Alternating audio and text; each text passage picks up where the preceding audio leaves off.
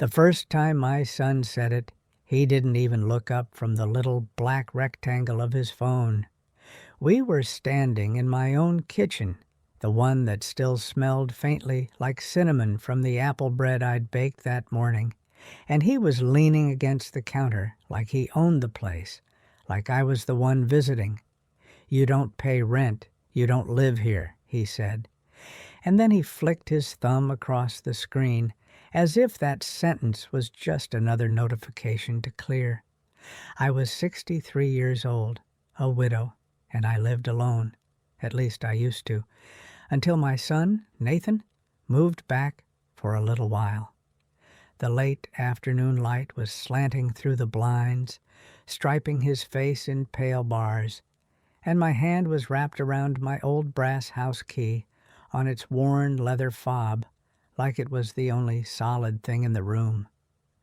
I remember thinking, in a quiet, stunned way, how did I become the guest in my own life without noticing the door close behind me?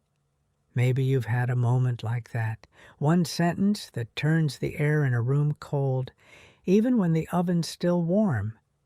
It hadn't started with cruelty. It almost never does. It started with a phone call last February, the kind that comes late enough in the evening to feel urgent, even before the first word is said. Nathan sounded tired and tight, like he'd been holding his breath all day. "Mom," he said, "I need a place to land for a bit, just until I get my feet back under me." His marriage had ended the year before, a slow, bruising unraveling that left him with a little apartment he couldn't afford and a pride he couldn't swallow. He worked in sales for a building supply company, and when the economy hiccuped, he was the first one cut loose. He didn't ask me for money, not directly. He asked for a room. I told myself it was different. I told myself a room is not a check. A room is just space, and I have space. That was my first mistake, thinking space is free. My second mistake was forgetting that grief makes you hungry for company in ways you don't admit out loud. My husband, Mark, had been gone almost 3 years by then, and I had gotten used to the silence in the house like you get used to the hum of a refrigerator. You stop hearing it, but it's always there. Some evenings I would catch myself setting out 2 mugs by habit, my chipped blue one and his heavier one with the fading university logo, before I'd remember and put one back. When Nathan called, that empty second mug inside me perked up. I said yes too fast. "Of course," I told him. "Come home." I didn't say, "Please don't leave me alone again." I didn't say, "I'm scared of becoming a woman nobody checks on." I kept my voice practical, because that's how I'd always survived. He moved in the next weekend with 2 duffel bags and a plastic tote of clothes, a toolbox, and the tense energy of a man who feels humiliated by needing help. The first few days were almost sweet in a tired kind of way. He'd bring in groceries without being asked. He cooked eggs in my skillet and apologized for the mess. He sat with me at the kitchen table and asked questions about Mark. Little questions like he was trying to scoop his father back out of the air. That's the thing about losing someone. The people left behind circle the empty space, trying to find a place to put their hands. The house key on my ring, brass, rubbed smooth on the edges, attached to the leather fob Mark had bought at a hardware store 20 years ago, kept clinking softly against my coffee mug as I moved around the kitchen. Mark had always teased me for how I held on to old things. "That key's got more miles than our car," he used to say, and then he'd lean over and kiss my temple like he was grateful I was the kind of woman who stayed. The key was just a key, but it was also the sound of my life. Front door, back door, lock up at night, open up in the morning. It meant home in the simplest, deepest way. The first week Nathan was back, he asked if he could make a few minor improvements to the house. "If I'm staying here, I might as well fix things up," he said, and it sounded like gratitude. He tightened cabinet hinges. He replaced a porch light. He painted the hallway a clean gray and told me the beige was dated. He talked about investing sweat equity, a phrase that made me smile because it sounded like something Mark would have rolled his eyes at. I didn't mind the paint. I didn't mind the repairs. I even felt proud, in a motherly way, seeing him work with his hands. But slowly, almost invisibly, the language shifted. "My room," he'd say at first, which was fair. Then it became my space. Then it became my side of the house, as if he were dividing my home into territories. He started getting mail sent here again. Bank statements, car insurance, a new credit card. One day, I noticed a large envelope from a loan company on the counter, and my stomach tightened the way it does when you smell smoke before you see flame. I didn't open it. He was still my son, and I still believed privacy meant trust. But I looked at the return address until my eyes blurred. If you're a woman my age, you probably know that feeling. The quiet calculation that happens behind your ribs when you sense trouble but don't yet have proof. The first real crack came at a family dinner. Not a holiday, just a Sunday evening when my sister, Elaine, came by with her husband. I made spaghetti the way Mark liked it, with too much garlic, and I set the table with the old placemats that still had faint red wine stains from years ago. Nathan arrived late, smelling like cold air and mint gum, and he brought someone with him. "This is Tessa," he said, a little too quickly, as if the introduction was a bandage he was slapping over something. Tessa was pretty in a polished way, late 20s maybe, with glossy hair and a white puffer coat that looked too clean for February slush. She smiled at me like a customer service rep. "So nice to meet you," she said, and then she looked around the kitchen as if she were already rearranging it in her mind. We ate, and Nathan told stories like he was the host, talking over me, correcting me when I mentioned things about Mark, laughing loudly at jokes that weren't funny. When Elaine asked me how I'd been sleeping, Nathan answered for me. "She's fine," he said. "She just gets up to pee a lot. You know, old lady stuff." My fork paused halfway to my mouth. The sauce tasted suddenly metallic. I laughed, because what else do you do when your own child makes you the punchline? But inside, something small and steady started to tilt.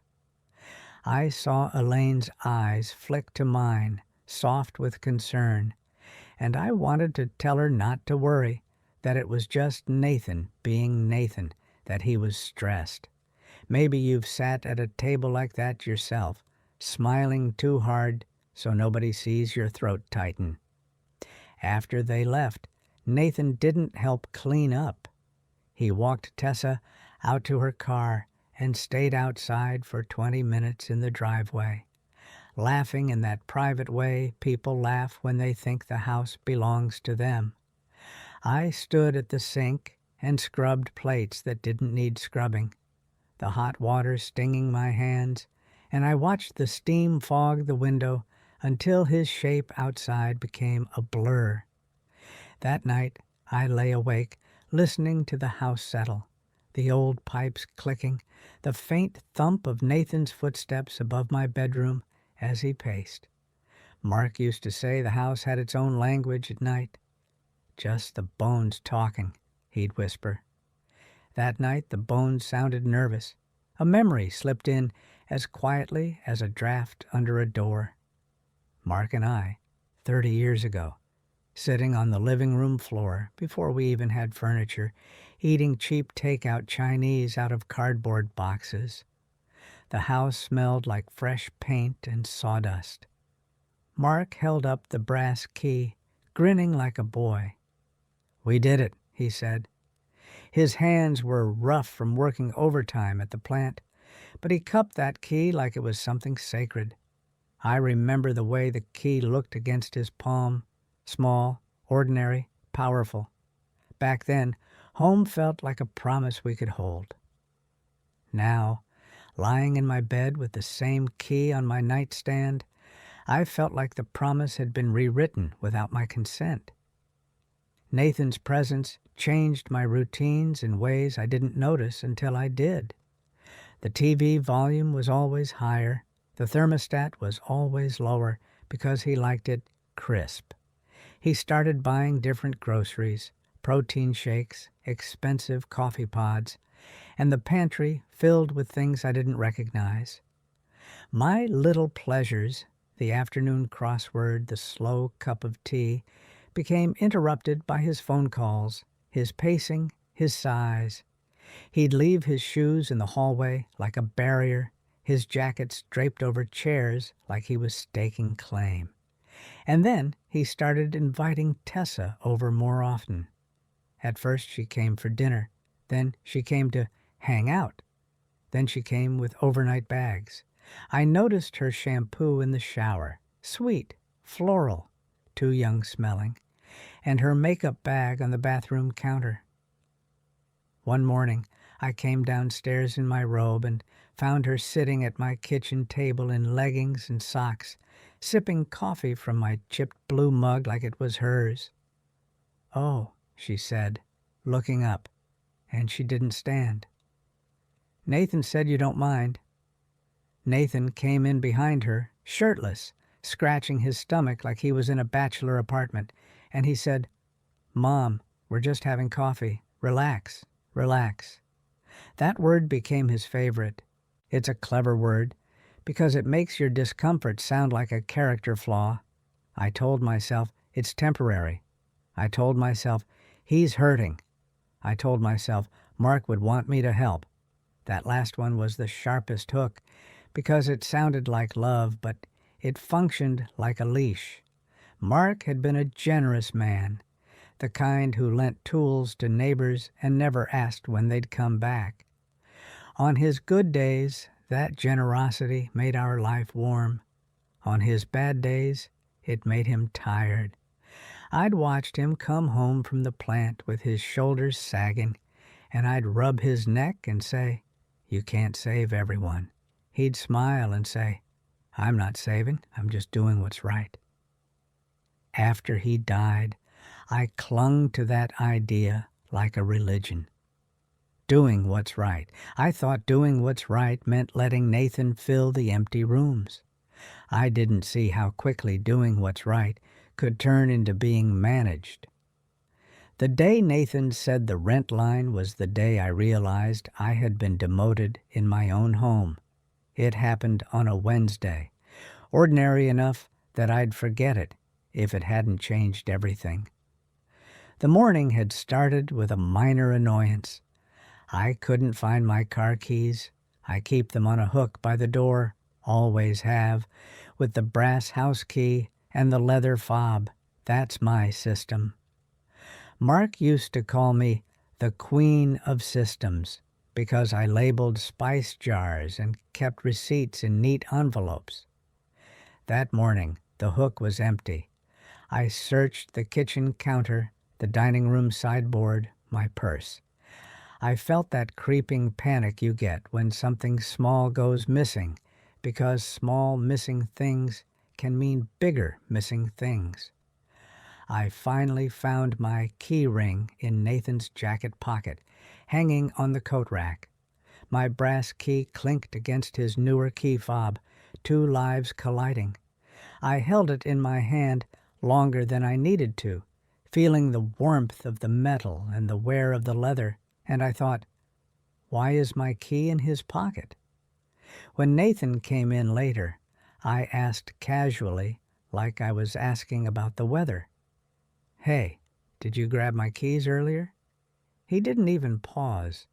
"Yeah," he said, "I needed to move your car so Tessa could park closer." "You moved my car?" I asked, and my voice sounded thin to my own ears. "It's not a big deal," he said, already irritated. "You don't even go anywhere most days." That stung more than the car. I went places. I went to the library. I went to the grocery store.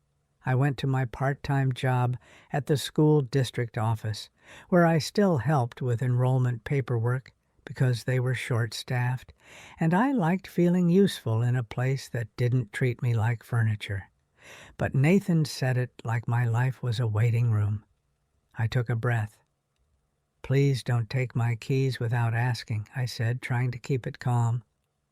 That's when he leaned on the counter, eyes narrowed, and delivered the sentence like a verdict. "Mom, you don't pay rent, you don't live here. I'm the one paying for everything right now." My face went hot, then cold. I heard the refrigerator hum. I smelled the apple bread cooling on the rack, a smell that suddenly felt like a joke. Domestic comfort in a house where I was being told I didn't belong. "What are you talking about?" I managed. He scoffed. "I pay the utilities. I pay for the internet. I've been fixing this place up. You just live here." He said live like it was a lazy act. "This house is mine eventually anyway," he added. And he said it with the certainty of someone repeating a fact he'd told himself until it sounded true. That's when something in me, quiet, old, stubborn, sat up. I didn't yell, I didn't cry. I just looked at my son and felt a strange, clear distance like I was seeing him through glass. "Nathan," I said, "this is my house." He laughed, a short bark. "Sure," he said, and his eyes flicked toward the hallway where Tessa was coming down the stairs. He wanted an audience. Tessa appeared, phone in hand, and Nathan's voice got louder. "Tell her, Tess, she's acting like I'm some kind of intruder." Tessa's gaze moved over me, my cardigan, my practical shoes, my gray hair pulled back, and her smile was faintly pitying. "I mean," she said, dragging out the words, "Nathan's doing a lot, and you've got it pretty good here. You don't have expenses the same way." The way she said expenses made me feel like a child being explained to. My throat tightened. Maybe you're listening and thinking, why didn't she throw them both out right then? You might roll your eyes at this now, but back then it made a warped kind of sense to me that if I stayed calm, if I kept the peace, it would resolve. I still believed families corrected themselves if you loved them enough. I picked up my key ring from the counter. The brass key was cool against my fingers. "Don't touch my car again," I said quietly, and I walked past them, up the stairs, into my bedroom, and closed the door with a soft click that sounded, to me, like the beginning of a different life. I sat on the edge of my bed and stared at my hands. They were shaking, not the frail tremble Nathan liked to joke about. Just adrenaline, anger, shock. I'd always thought of myself as a steady woman. I'd raised a child, balanced budgets, sat through chemo appointments with Mark, made funeral arrangements. I knew how to be calm in crisis. But this felt different. This felt like being erased while you're still standing there. I looked at the brass key again, the little scratches on it, the way the leather fob was cracked at the edge. Mark had carried that key for years, and then he'd handed it to me when his hands got too weak to squeeze. In the last month of his life, when he could barely shuffle from the recliner to the bathroom, he'd still insist on checking the locks at night. "I just want to make sure you're safe," he'd whisper, and I'd humor him, walking with him slowly to the front door, our hands together on the doorknob. The memory came with the smell of Vicks VapoRub and the soft beep of his oxygen machine. I could still hear his voice, tired but stubborn. Back then, the key meant protection. Now it meant something else, proof that I had been here, that I belonged. I went downstairs later like nothing happened. I finished my errands. I folded laundry. I made dinner, because habit is a powerful sedative. Nathan and Tessa ate and talked about a weekend trip to Chicago like I wasn't in the room. At one point, Nathan said, "We could Airbnb Mom's room if she goes to Elaine's," and he said it half joking, half testing. I felt my cheeks burn. I stared at my plate and took a bite of chicken that tasted like cardboard. That night, after they went upstairs, I sat at the kitchen table with a cup of tea and started doing something I hadn't done in years. I started sorting, not in a dramatic way, not like a movie scene with papers flying, just me, my tea, and a stack of envelopes I'd been ignoring because I trusted that things were stable. I pulled out my utility bills, my property tax statements, my insurance documents. I slid them into neat piles like I used to do when balancing the checkbook. I didn't make columns with titles because life isn't that tidy, but I did separate things into two simple stacks in front of me. Mine and ours. It was a small act, but it felt like reclaiming language. Mine. Ours. I realized quickly that Nathan had been paying the internet and the electric. Yes, but I'd been paying property taxes. I'd been paying homeowners insurance. I'd been paying for repairs before he ever showed up with his toolbox.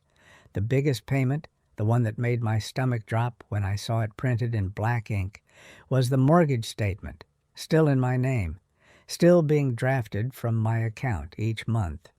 We weren't mortgage-free like Nathan seemed to assume. Mark and I had refinanced years ago to pay for his medical expenses, and I'd been steadily chipping away at it since he died, proud of myself for keeping the house afloat. Nathan didn't know that, or maybe he did, and he'd decided it didn't matter. I found another envelope in the pile, one I hadn't opened because it was addressed to Nathan R. Hayes at my address. It was from the county. I held it in my hand and listened. The house was quiet except for the tick of the kitchen clock. My heart thumped in my ears. I knew I shouldn't open mail, not addressed to me, but I also knew something was happening in my home without my consent. I opened it. Inside was a notice about property records, an informational letter about a recent online inquiry into the deed history of my address. It wasn't accusing anyone. It was one of those modern security measures counties put in place to prevent fraud. But it felt like a spotlight. Someone had been poking around my deed, someone in my house. The tea went cold. A memory flashed, triggered by the faint chemical smell of the paper, cheap toner and government ink. Mark and I in the hospital financial office, years ago, while he tried to joke with the billing woman and I tried to keep my voice from cracking.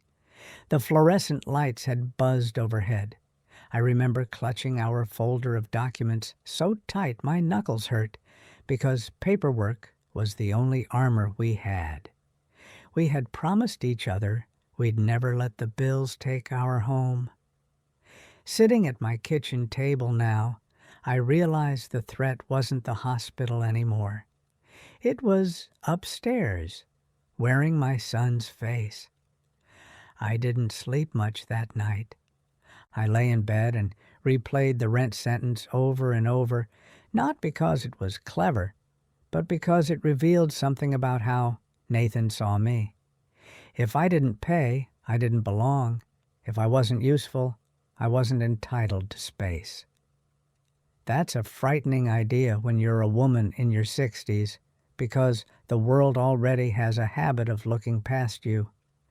I thought about all the ways I'd been shrinking to make him comfortable, speaking softer, asking permission to use my own living room when he and Tessa were watching shows, waiting to cook until they were done in the kitchen.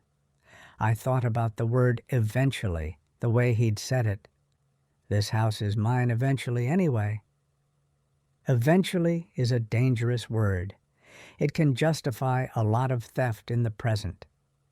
Around 3 in the morning, I got up and walked through the house in my slippers.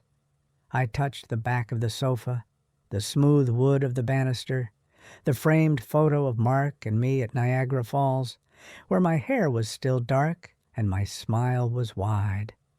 I stopped at the front door and held the brass key up in the porch light. It looked ordinary, like it always had, but I felt something different in my grip. Not nostalgia, not sadness, but resolve. Tomorrow, I told myself, I'm going to find out exactly whose name is on that deed, and I'm going to act like a woman who deserves to know. The next day, on my lunch break, I drove to the county recorder's office. It wasn't dramatic. It was a beige building with fluorescent lighting, and a waiting area that smelled like old carpet and hand sanitizer. The clerk behind the counter was a woman around my age with reading glasses on a chain and a calm, practiced expression. "Can I help you?" she asked. I slid my driver's license across and gave her my address. "I need a copy of the deed," I said. My voice sounded steadier than I felt. She typed, clicked, and then looked up. "You're the owner," she said simply. "You and your late husband. It transferred fully to you after his passing." She said it like it was the weather. Relief washed through me so fast it almost made me dizzy. Not because I doubted I owned my home, but because I needed someone official to say it in a room where my son wasn't controlling the story. "Has anyone been trying to change anything?" I asked quietly, and I hated how my voice dipped with fear. The clerk's expression softened just a little. "We can't discuss who searches records," she said, "but I can tell you we haven't recorded any transfers. If you'd like, we can set up a property fraud alert. You'll get notified if anything is filed." She slid a form toward me. I filled it out, with my hand still shaking slightly. "Thank you," I said, and I meant it in a deep way. On my way out, I sat in my car for a moment and pressed the brass key into my palm until it left a faint indentation. I wasn't crazy. I wasn't confused. I wasn't imagining things. The house was mine. The story Nathan was telling upstairs was not reality, and now I had paper to prove it. That afternoon, instead of going straight home, I stopped at the library.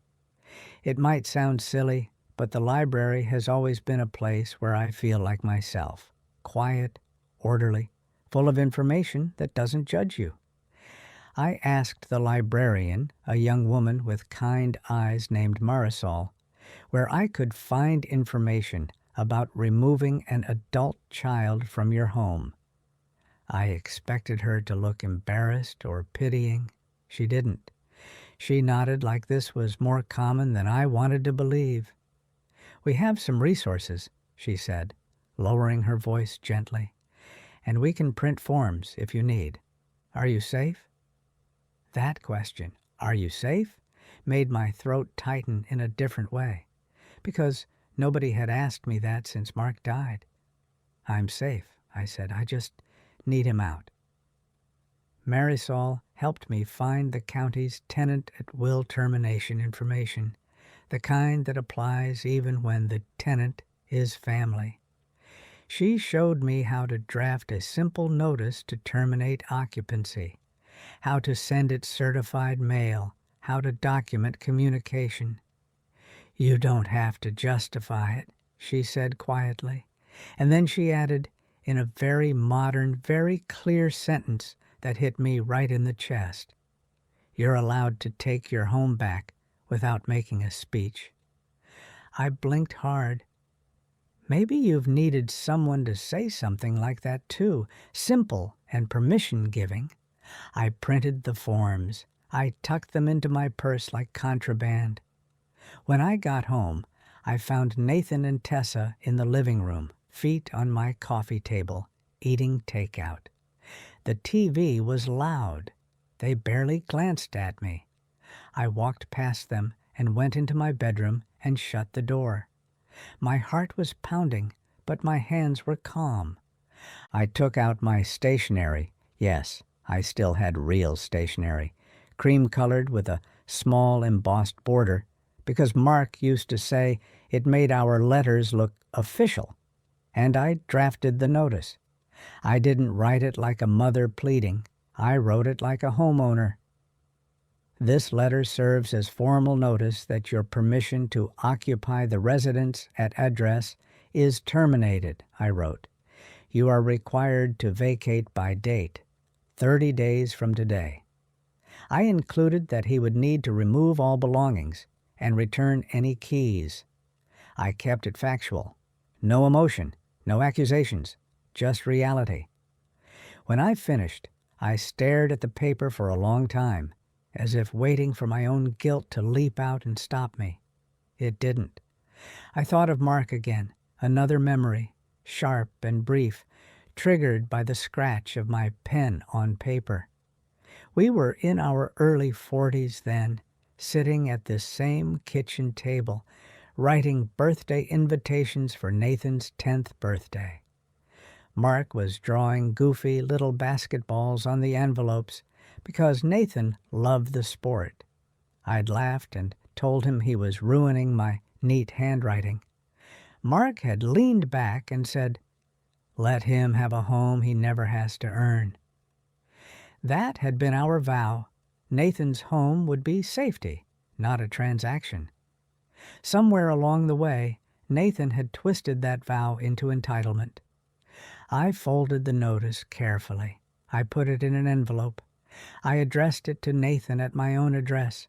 The act felt surreal, like mailing a letter to someone sitting in the next room. Then I drove to the post office and sent it certified mail, return receipt requested, because if you're going to do something hard, you do it in a way that can't be argued with later. When I got back in my car, I took a long breath and stared at my reflection in the rearview mirror. My face looked older than it used to, yes, lines around my mouth, gray at my temples, but my eyes looked clear. I whispered, "Okay," to myself, like I was calming a child. The symbolic object, the brass key, was in my lap. I turned it over and over, feeling its weight. It had opened this door for decades. It would open it into the next part of my life, too. The first reaction didn't come immediately, because Nathan didn't know yet. The mail wouldn't be delivered until the next day. That evening, I made myself dinner and ate alone in my bedroom, listening to their laughter downstairs like it was coming from a neighbor's house. I could have confronted him right away, but something in me wanted the paper to speak first. I wanted him to feel the shock of official reality, the way I had felt the shock of his rent sentence. That night, I slept better than I had in weeks. Not perfectly, but with a strange undercurrent of peace, like my body recognized I was finally doing something protective. The next afternoon, I heard Nathan's boots stomp across the floor, heard the scrape of the mailbox lid, heard the front door slam. I was in the kitchen washing dishes, and the sound of paper being ripped open carried down the hallway like a dry thunderclap. "What the hell is this?" Nathan shouted, and he was in the doorway a second later, holding my notice in his hand like it was an insult. His face was red. Tessa hovered behind him, eyes wide, phone already in her hand, as if she needed to record or text someone. "You can't do this," Nathan said. "You can't evict me." The word evict came out like a curse. "I can," I said, and my voice surprised me with how steady it was. "It's my house." "I pay bills," he snapped. "I've been fixing this place up. You've been living here with my permission," I said, and I didn't raise my voice. "That permission is over." There was a beat of silence where his eyes searched my face for the old mother he could guilt, the one who would back down to keep the peace. I watched him realize he couldn't find her. Tessa stepped forward, trying a different tone, cooler, more reasonable. "Linda," she said, using my first name like we were equals, like she belonged in this conversation. "This is extreme. Families don't do this. If there's a misunderstanding, we can talk." She made a small, helpless gesture with her hand, like I was being emotional. I looked at her and felt something almost clinical. She didn't know me. She knew the version of me Nathan had sold her. A lonely older woman grateful for company, pliable. "There isn't a misunderstanding," I said. "He told me I don't live here. I'm correcting that." Nathan scoffed. "I said that because you're acting like you run the place when you don't contribute," he shot back. And there it was again, contribute, like my existence required proof of payment. I set the dish towel down and faced him fully. "I contribute plenty," I said quietly, "but it's not your job to measure my worth in rent." He opened his mouth, then closed it, startled by the phrasing. The storm came after that, just like Marisol said it might. Nathan's phone lit up constantly. Mine did too. Elaine called first. "What's going on?" she asked, her voice careful. "Nathan says you're kicking him out." "I'm ending his stay," I said. "He's not a child. He can find somewhere else." Elaine was silent a moment. Then she exhaled. "I'm proud of you," she said softly, and I almost cried at that, at being seen. Next came texts from my nephew, a cousin, even an old neighbor. People love to get involved when there's a family drama because it makes their own lives feel orderly by comparison. Nathan posted something vague on social media about being betrayed by the person who should always have your back, and Tessa commented with sad face emojis. I didn't respond. I turned my phone face down on the table and made myself tea, and I wrapped my hand around the brass key again, grounding myself in something real. If you've ever been the one who smooths things over, you know how unnatural it feels to let other people sit in the discomfort they created. For 2 days, Nathan tried anger. He slammed cabinets. He stomped. He muttered loud enough for me to hear about ungrateful old women. He told Tessa, within my earshot, that I was losing it and that he might need to take over for my own good. That phrase, take over, made my blood run cold. I started locking my bedroom door at night, not because I thought he would hurt me, but because I didn't trust what desperation makes people do when they feel control slipping. On the 3rd day, he tried charm. He made breakfast, pancakes like when he was a teenager and wanted something. He set a plate in front of me with a too bright smile. "Mom," he said, sitting down across from me, voice softened. "Let's not do this. You're upset. I get it. I said something stupid. But you can't throw me out. Where am I supposed to go?" The question was designed to hook my guilt. I stared at the pancakes. The smell of syrup triggered another memory. Nathan, at 8 years old, standing on a chair at this same stove, helping Mark flip pancakes, grinning because he felt grown. Mark had ruffled his hair and said, "Always take care of your mom, buddy." Nathan had nodded solemnly, syrup on his chin. That memory made my chest ache, but it didn't change my resolve. "You're supposed to go be an adult," I said gently. "You can rent a place, you can stay with friends, you can figure it out." His eyes flashed.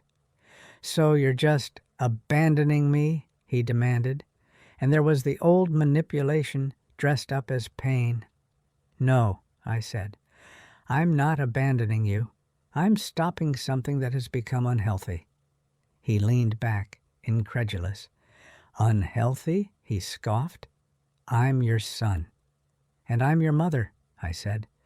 "But I'm also a person who deserves to live in her own home without being told she doesn't belong." My voice wavered slightly on the last word, and I hated that it revealed feeling, but I didn't apologize for it. He looked away, jaw working. He couldn't argue with belonging without sounding monstrous, so he pivoted. "You're being influenced," he said. "Elaine's in your ear, or that job of yours. You're tired. You don't understand how the world works now." That was his favorite strategy. Infantilize me. It's a cruel, sneaky way to win because it frames your boundary as confusion. I reached into my pocket and pulled out the printed deed copy I'd gotten from the recorder's office. I slid it across the table. "I understand perfectly," I said. "My name is on that deed, not yours." Nathan stared at the paper like it was a dead animal. Tessa came in then, drawn by the tension, and she looked at the deed and then at Nathan. "You said," she began, and Nathan cut her off with a glare. "It's going to be mine," he snapped at her. "It's supposed to be." There was a small, telling pause in the air. Tessa's face shifted, just slightly, like someone realizing they'd been promised something they hadn't earned. She didn't look at me with pity now.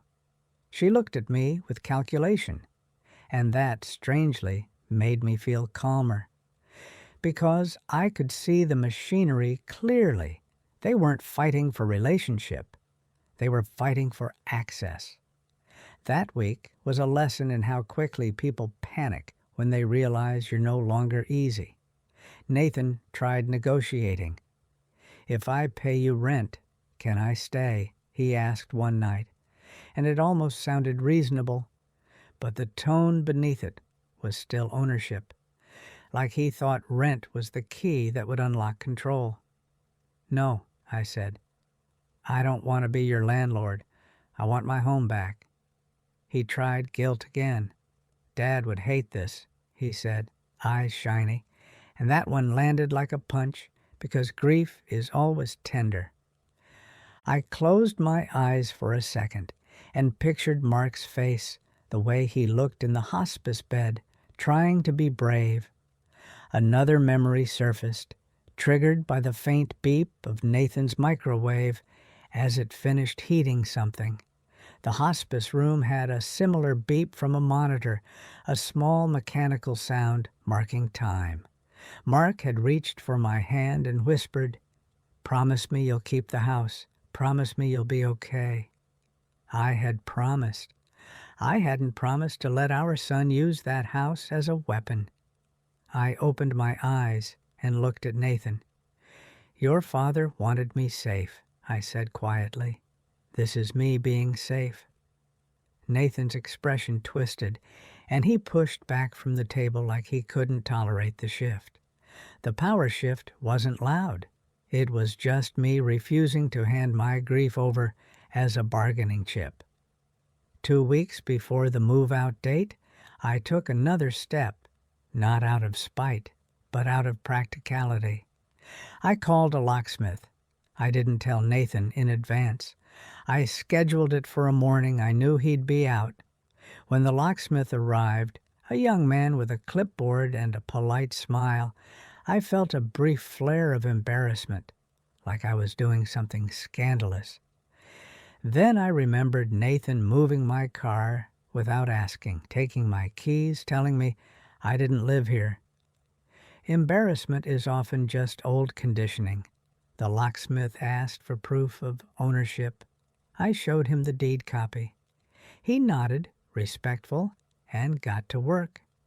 When he removed the old lock cylinder from the front door, I watched the metal piece come free, and something in my chest loosened. It was a physical representation of control changing hands. The brass key on my ring would no longer open the front door once the new locks were installed, and for a moment I panicked. This key that had been my symbol, my history, would be obsolete. But then I realized the key wasn't the power, the decision was. I asked the locksmith if he could rekey the new locks to match my existing key if possible. He smiled. "We can do that," he said, and he took my brass key from my hand carefully, like he understood it mattered. When he returned it, it felt like the same object, but with a new job. That evening, when Nathan came home and found his key didn't work, the explosion was immediate. He hammered on the door like a stranger. I stood inside, heart racing, and didn't open it until I was ready. When I did, I kept the chain on. His face was furious. "What did you do?" he shouted. "I changed the locks," I said. "You'll need to coordinate with me to enter." "This is insane," he spat. "I live here." I looked at him through the crack of the door and said the words I'd practiced in my head all day. "You're staying here until the date on the notice. That's all." Tessa stood behind him, silent, and I watched her eyes dart to the neighbors' windows, worried about appearances. Nathan hissed, "You're humiliating me." I almost laughed, not because it was funny, but because of the irony. "I didn't start this," I said. "You did when you told me I don't live in my own house." He opened his mouth to argue, but the chain and the locked door had changed the geometry of power. He couldn't just push past me. He couldn't loom in my kitchen. He had to stand on the porch like a man who didn't own the threshold. He stormed away, and I closed the door gently. Inside, the house was suddenly quiet in a way that didn't feel lonely. It felt protected. I leaned my forehead against the door for a second and breathed. If you're listening and you've ever felt your home stop feeling like yours, you know how sacred it is to feel that click of safety again. The final week before his move-out date was a cold war. Nathan stayed mostly in his room. Tessa stopped coming around as much. When she did, she was clipped and avoidant, like she resented me for disrupting her fantasy. One afternoon, I overheard them arguing upstairs, muffled voices, the sharp edge of stress. "You said it was yours," she snapped. "You said your mom was just there." Nathan said something I couldn't hear, and then Tessa's voice rose. "I didn't sign up to live in your childhood house with your mother policing the door." I sat at the kitchen table with my tea and stared at the steam rising, and I felt a strange mix of sadness and validation. My son had built a narrative where I was a minor obstacle, not the foundation. When that narrative cracked, everything else did too. 2 days before the deadline, Nathan came to me with a different energy, less anger, more calculation. "Look," he said, standing in the doorway of the kitchen with his hands shoved in his pockets.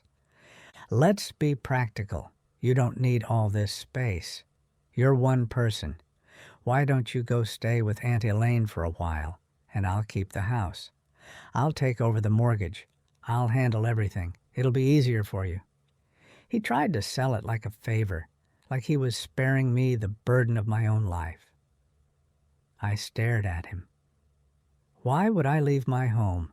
I asked, and I kept my voice curious, not defensive. He sighed dramatically. "Because you're getting older," he said. "This is a lot for you. And honestly, you're alone. You could use support." There it was, the soft weapon of concern.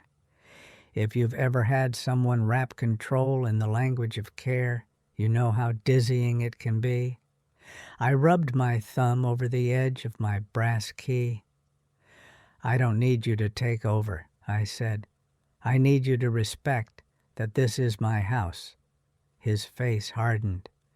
So, you're really doing this, he said. You're choosing a house over your son. I felt the old guilt twitch, but it didn't take over. I'm choosing my dignity, I said simply. And I'm choosing the truth. Those aren't things you get to bargain with. He stared at me as if he'd never heard me speak like that. Then he laughed bitterly. Fine, he said. Don't come crying to me when you can't shovel the driveway. And he walked away. I did cry later, but not because I regretted it. I cried because I grieved the son I thought I had, the one with syrup on his chin, promising to take care of me. I cried because it hurts to accept that love doesn't always mature into respect. The move-out day arrived, gray and windy, the kind of day that makes the whole world look tired. Nathan packed in a rush, slamming drawers, muttering. Tessa showed up with her SUV and stood in the driveway with her arms crossed, watching like a supervisor. A neighbor across the street watered her winter dead plants with suspicious dedication, clearly listening. I stayed inside mostly, not hiding, just refusing to participate in the performance. When Nathan carried the last box out, he paused at the door, keys in hand. For a moment, he looked younger, confused, cornered. So, that's it, he said. You're really kicking me out. I took a breath. Nathan, I said, you moved in to get back on your feet. I supported that. But you turned it into something else. You told me, I don't live here. That's not a small thing. I'm not going to live in a place where I'm treated like a burden. His mouth twisted. Whatever, he said, and he tossed the house key he'd copied onto the entryway table. It clattered like a coin. I picked it up and held it next to my own brass key. They looked similar but felt different, mine worn and warm, his shiny and impersonal. I set his key down and said quietly, I hope you figure out what kind of man you want to be. He flinched like that hurt more than any insult. Then he walked out, and the door closed behind him with a finality that made my knees weak. When their cars pulled away, the house was silent, not empty, just mine again. I walked through each room slowly, like I was reintroducing myself to my own life. I opened windows to let the cold air clear out the smell of their cologne and perfume. I stripped the guest bed and washed the sheets. I wiped down the bathroom until it smelled like lemon cleaner instead of floral shampoo. In the living room, I sat in Mark's old chair and listened to the quiet. The quiet didn't feel like punishment. It felt like breath. That evening, Elaine came over with a casserole because sisters show love with food. She set it on the counter and looked at me carefully. "How are you?" she asked. I surprised myself by smiling. "Tired," I said. "But lighter." Elaine nodded, eyes shiny. "He'll come around," she said, not because she knew it, but because hope is a habit in families. "Maybe," I said, "and if he doesn't, I'll still be okay." Elaine reached out and squeezed my hand. "That's the part I'm glad about," she whispered. In the weeks that followed, the incoming storm faded into drizzle. Nathan sent a few angry texts. "You're cruel. You're going to regret this." Tessa sent nothing at all. I didn't engage. I blocked Nathan on social media for my own peace. I kept communication to email, brief and factual, because if there's one thing I learned, it's that clarity is kinder than chaos. I also did something practical. I set up that property fraud alert updated my beneficiaries, and met with a local attorney, not for a dramatic courtroom battle, just for guidance about protecting my assets and ensuring nobody could claim I wasn't capable. The attorney, a middle-aged man with gentle eyes, treated me with respect. He said, "A lot of older homeowners get pressured inside their own families." And he didn't say it like gossip. He said it like a reality he'd seen too often. He helped me draft a simple statement revoking any informal permission Nathan might claim, and he advised me to keep records. I left his office feeling something I hadn't felt in a long time, supported by a system instead of dismissed by it. Life settled into a new rhythm. I started taking longer walks.